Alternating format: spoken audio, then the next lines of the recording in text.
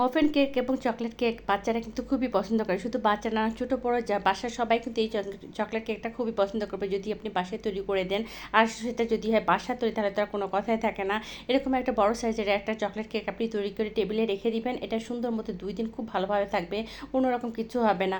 এটা আপনার বাচ্চাদের স্কুলে টিফিন, বিকালে টিফিন অথবা যে কোনো সময় অতিথি আপ্যায়নে এই কেকটা আপনারা খুব সুন্দরভাবে আপ্যায়ন করতে পারেন বা পরিবেশন করতে পারেন। আসসালামু আলাইকুম এভরিওয়ান, আমি নীলা কুকিং চ্যানেল ব্লগ থেকে আপনাদের সামনে হাজির হয়েছি। সবাই কেমন আছেন? আশা করি সবাই ভালো আছেন। প্রথমে এখানে দেখেন আমি 3টা ডিম দিয়ে এই হচ্ছে কেকটা তৈরি করব, মফিন কেকটা তৈরি করব। এখানে আমি 3টা ডিম ভেঙে নিয়েছি। এর মধ্যে আমি 1 কাপ পরিমাণ হচ্ছে চিনি অ্যাড করব। আপনারা চিনিটা বাড়িয়ে বা কমিয়ে দিতে পারেন। যেহেতু এখানে আমি কোকো পাউডার, কফি অ্যাড করব, একটু চিনিটা একটু বেশিই লাগবে। এখন এটা আমি হচ্ছে ব্লেন্ডার মেশিনে বিট করে নিব। আপনারা হ্যান্ড হুইচ অথবা বিটার মেশিন দিয়ে বিট করে নিতে পারেন। এখন আমি শুকনো উপকরণগুলো মিশিয়ে নিয়েছি। এখানে আমি 1 কাপ পরিমাণ হচ্ছে ময়দা নিয়েছি, আর 1 চা চামচ হচ্ছে বেকিং পাউডার, আর 1/3 কাপ হচ্ছে কোকো পাউডার নিয়েছি। চেষ্টা করবো একটা ভালো মানের কোকো পাউডার নিতে। আর এখানে দেখেন এখানে আমি একটা চকলেটের বিস্কিট নিয়েছি, চকোফান বিস্কিট। আপনারা যে কোনো ধরনের চকলেট বিস্কিট ব্যবহার করতে পারেন। এটা আমি একটু ক্রাশ করে নিয়েছি। ক্রাশ করে এখন সুন্দর মতো শুকনো উপকরণগুলো মিশিয়ে নিব ভালো করে। আর এখানে আপনার ইচ্ছা করে একটু লবণ অ্যাড করতে পারেন, আমি লবণ অ্যাড করে নিই। আর এখানে দেখেন আমি হচ্ছে 1/3 কাপ পরিমাণ কম হচ্ছে গরম দুধ নিয়েছি, লিকুইড দুধ। এর মধ্যে আমি 1 চামচ পরিমাণ হচ্ছে কফি পাউডার নিয়ে সুন্দরভাবে মিক্স করে নিয়েছি।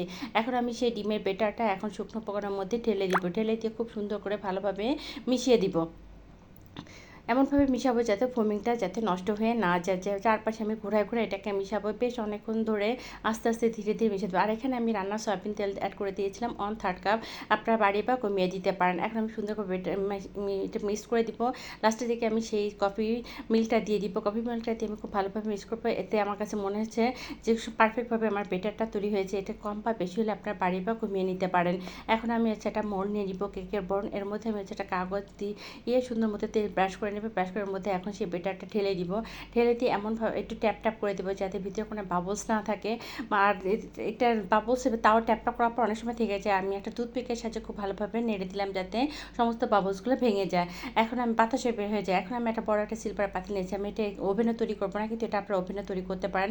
আমি বড় একটা সিলভারে হচ্ছে 2 মিনিট হাই হিটে গরম করে নিয়েছি। তারপরে 30 মিনিট মাঝারি আঁচের কম দিয়ে যে 30 মিনিট বেক করেছি। বেক করার পর দেখুন সুন্দর মতো এটা উঠে আসতেছে এবং সব একদম পারফেক্টভাবে আমার কেকটা রেডি হয়ে গেছে। কেকটা কতটা সফট এবং কতটা যে জুসি হয়েছে এটা আসলে আপনাদেরকে আমি বলে বোঝাতে পারবো না। আপনারা যদি স্টেপ বাই স্টেপ এটা বাসায় বানাতে পারেন তাহলে বুঝতে পারবেন আসলে চুলায় তৈরি কেক কতটা মজা হয়। এই কেক কিন্তু আপনারা হচ্ছে যে কোনো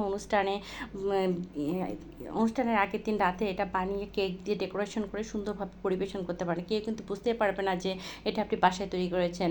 আমার ভিডিও যদি আপনাদের ভালো লেগে থাকে তবে অবশ্যই লাইক করবেন, শেয়ার করবেন, আর আমার পেজটাকে ফলো দিয়ে রাখবেন। সে পর্যন্ত সবাই ভালো থাকবেন। আল্লাহ হাফেজ।